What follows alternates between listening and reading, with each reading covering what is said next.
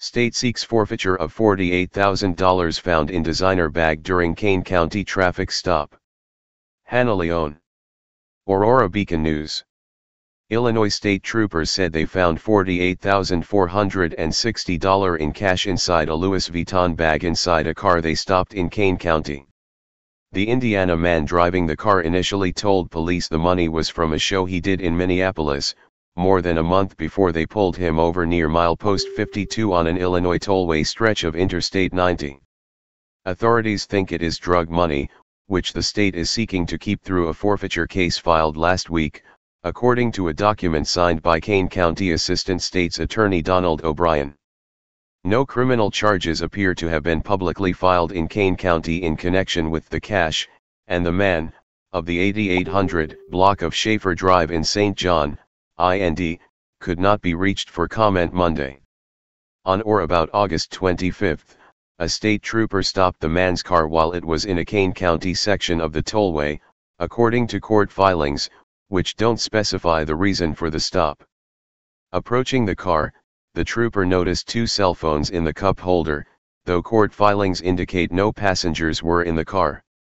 Knowing drug dealers use multiple phones in furtherance of their business, the trooper started to question the driver, according to the filing.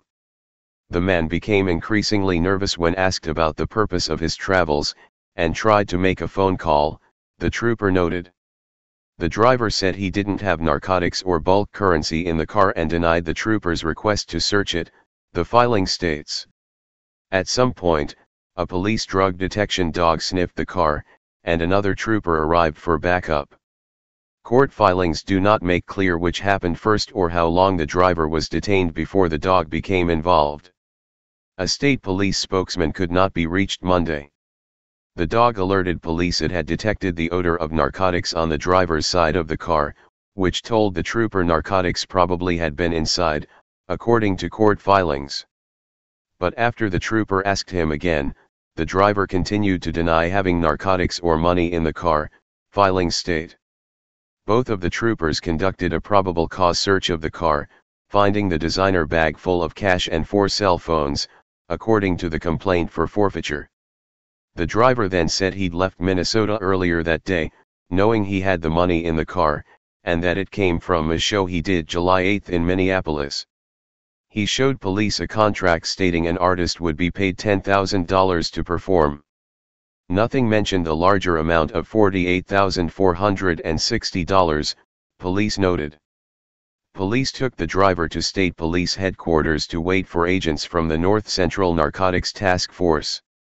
Citing the money laundering article of the Controlled Substances Act and Drug Asset Forfeiture Procedure, court filings through the office of Kane County State's Attorney Joe McMahon argue the money seized should be forfeited. The cash was furnished or intended to be furnished in exchange for an illegal substance, according to the complaint. Further, the state argues, the driver knew it represented proceeds of unlawful activity, and transported it intending to promote the carrying on of illegal activity from which the criminally derived money was obtained. O'Brien, the assistant county prosecutor, signed the forfeiture complaint, which was notarized October 24. The driver is scheduled to appear in court December 19 before Judge Christine Downs at the Kane County Judicial Center in St. Charles for a status of forfeiture hearing in the case.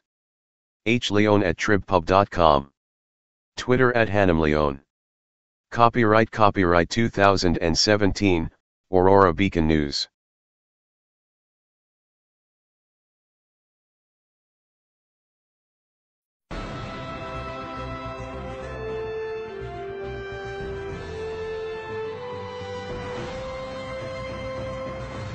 Does the government work for us or do we work for the government? Tonight, what if the Constitution no longer applied? What if the whole purpose of the Constitution was to limit the government? What if Congress's enumerated powers in the Constitution no longer limited Congress, but were actually used as a justification to extend Congress's authority over every realm of human life? What if the president, meant to be an equal to Congress, has instead become a democratically elected, term-limited monarch? What if the president assumed that everything he did was legal just because he's the president? What if he could interrupt your regularly scheduled radio and TV programming for a special message from him? What if he could declare war on his own? What if he could read your emails and your texts without a search warrant? What if he could kill you without warning? What if Supreme Court justices no longer looked to the Constitution to determine the constitutionality of a law, but rather simply to what justices who preceded them thought about it? What if the rights and principles guaranteed in the Constitution have been so distorted in the past 200 years as to be unrecognizable by the founders? What if the 50 states were no longer sovereign entities, equals to each other, and parents of the federal government they voluntarily constituted? What if the states were mere provinces of a totally nationalized and fully centralized government? What if the Constitution was amended stealthily, not by constitutional amendments duly ratified by the states, but by the constant and persistent expansion of the federal government's role in our lives? What if the federal government decided if its own powers were proper and constitutional? What if the Constitution were no longer the supreme law of the land? What if you needed a license from the government to speak, to assemble, or to protest against the government? What if the government didn't like what you planned to say, and so it didn't give you the license? What if the right to keep and bear arms only applied to the government? What if posse comitatus, the federal law that prohibits our military from occupying our streets, were no longer in effect? What if the government considered the military an adequate dispenser of domestic law enforcement? What if cops looked and acted like troops and you couldn't distinguish the military from the police? What if you were not secure in your person, in your papers, and in your property? What if federal agents could write their own search warrants in defiance of the Constitution? What if the government could decide when you were and were not entitled to a jury trial? What if the government could take your property whenever it wanted? What if the government could continue prosecuting you until it got the verdict it wanted? What if the government could force you to testify against yourself simply by labeling you a domestic terrorist? What if the government could torture you until you said what the government wanted to hear? What if people running for president actually supported torture? What if the government tortured your children to get to you? What if government judges and government lawyers intimidated juries into convicting the innocent? What if the government could send you to your death and your innocence meant nothing so long as the government's procedures were followed? What if America's prison population, the largest in the world, was a cruel and unusual way for a country to be free? What if half the prison population never harmed anyone but themselves? What if the people had no rights except those the government chose to let them have? What if the states had no rights except to do as the federal government commanded? What if our elected officials didn't really live among us, but instead all had their hearts and homes in Washington, D.C.? What if the government could strip you of your rights because of where your mother was when you were born? What if the income tax was unconstitutional? What if the states were convinced to give up their representation in Congress? What if the government tried to ban you from using a substance in your body that is older than the government itself? What if voting didn't mean anything anymore because both political parties stand for big government? What if the government could write any law, regulate any behavior, and tax any event? The Constitution be damned. What if the government was the reason we don't have a Constitution anymore? What if you could love your country but hate what the government has done to it? What if sometimes to love your country you had to alter or abolish the government? What if Jefferson was right? What if that government is best which governs least? What if I'm right? What if the government is wrong? What if it is dangerous to be right when the government is wrong? What if it is better to perish fighting for freedom than to live as a slave? What if freedom's greatest hour of danger is now?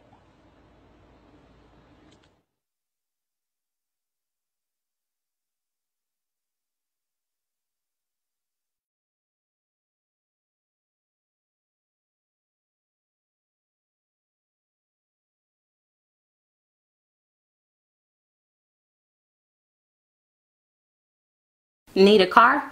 Don't forget to stop by carmarshal.com where you can scout through over 100,000 new and used car vehicles. Take a look around. Get you a new affordable car. carmarshal.com. Hey Charlotte County, this is Charlotte County COPWATCH, and I found that I had to make a change this ending on my videos, letting you know about the channel and fair use laws, you know, how we can report on other people's reporting and how it's good, how it's bad, etc. But you guys can look it up yourself. It is legal. It's in there. But like I've told you before, that I've been cut off from making money on YouTube for 4 years. It's really weird, bizarre, but they cut the money off, but they said you can keep the channel, and now YouTube makes all the money. And if you get bored, plug it into Social Blade website, and you'll see that they are making a huge amount off the site. Right now it's at 63 million views, 53,000 subscribers, almost 3 million views a month. You know, trying to wake people up, and I make nothing. In fact, I got a customer that's ex-congressman. He said if I could ever find a lawyer, sue YouTube on it. But because this is nuts. 4 hours a day, and to save America. You know, but at the same time, it's worth it. Look at what our founding fathers did. They died for this country. So, but getting back to the money part, this is why I'm redoing the video. Is my dream of everyone giving $1, and it's going to be $53,000 a year, or if they did Patreon, which you know, can be monthly. That is not working. That'd be great if it did. Nothing is perfect. And I appreciate the people that do donate, you know, what they can on PayPal. And there again, I'm letting you guys know that is not much. Is, you know, monthly is, oh my god. So anyways, yes, you cannot live on it. It's very, very, very low amount. But the dollar things, I do appreciate that. But when I first said everybody give $1, that's not working. I'm just letting you guys know it's, yeah, that's that dream. Everybody gives $1. 53,000 subscribers, it's not working. So yes, if you can give more than that, you know, I appreciate it. Like I said, you know, I'm in a unique situation where, you know what, we're already debt free, and I'm not rich, but with the little business that we have, I am able to do what I am able to do 45 hours a day, you know, letting you guys know what's going on. In 4 years, I've did the whole thing myself. 12,000 videos on there. I literally get emails where people are like, holy crap, I never knew it was this bad. And it is this bad, and it's getting worse every day because we have the internet, we have cell phones, we have cameras everywhere now, and it's just disgusting what's going on. And then, as you guys know too, we got Trump, we got Jeff Sessions doing a war on drugs, and now he wants to go after the forfeiture laws again. It's just unfreaking real. So if you can give more than that dream of everybody giving $1, yeah, that old video, that's not working. They're not, they're just not. So anyways, if you can give more than that dream is not working. Hardly anybody is giving. There you go. So that's why I'm remaking the video. If you can give more than that, that would be great. And there again, like I said, the Patreon's there. There is some people on there that are starting to give, but there again, it's very, very low. And like I said, I don't want to get rich off of that. I'm going to keep doing what I'm doing because, you know, it's still so stinking corrupt. It's not even funny. My court case that I'm going to be paying out of my pocket myself with Charlotte County's coming up. They illegally looked me up and then posted all my information on LEOAFFAIRS website. They basically doxed me, however you want to say that. I forget what the word is, and they outed me, man. And that information on that site went out to 500 sheriffs, deputies, people that work at the jail, etc., etc., etc. So, yeah, it is very, very scary, but we're going to do a federal case, 1983 case, violating freedom of speech. We have 17 cameras in the house now. We got 2 cameras in the car. I always carry a camera plus a cell phone. A lot of people are highly recommending I get a vest now. If I could, if the wife would let me, I would run for sheriff. We are trying to push the thing nationwide right now, where just to mix it up and to get the topics out there is register to run for sheriff, NPA, no party affiliation, as a write-in, and that is completely free, and you can participate in the elections.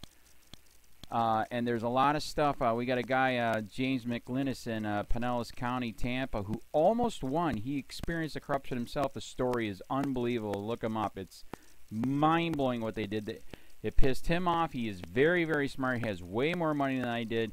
He ran for sheriff at the last 3 months last year in 2016 and almost won. He got all of the black vote. And the reason why he did that is because he ran in, I will not bust, we're in Florida, I will not bust anybody for weed anymore unless it's an ungodly huge amount, like pounds. And then he also ran in no more victimless crimes, no more of this freaking road pirate bull crap.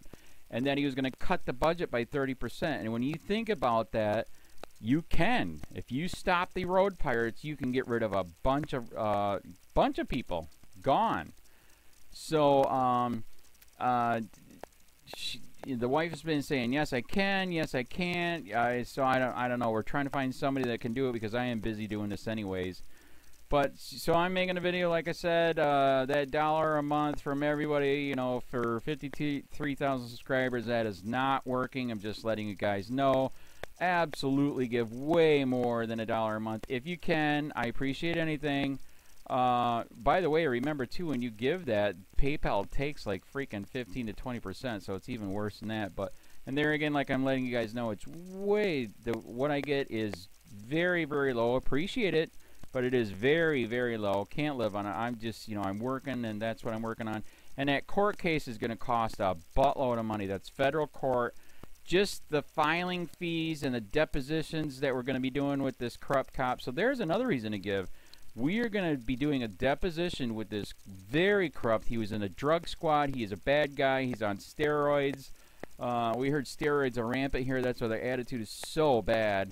And we are going to get him on video, and it will be on YouTube. So that case alone is $5,000 just to bring it to court, and that's my money out of my pocket. So there's another reason to give, and give way more than $1 if you can. So keep that in mind. This is the new video, and I see, God, I talk a lot. It's already 7 minutes, but had to make it just to let you know that $1 a month from everybody is not working. They're not doing it. So if you can give more than that, please. So thanks. Keep it up. Share, like, subscribe, tell your friends, send me your videos on corruption, and I'll post it.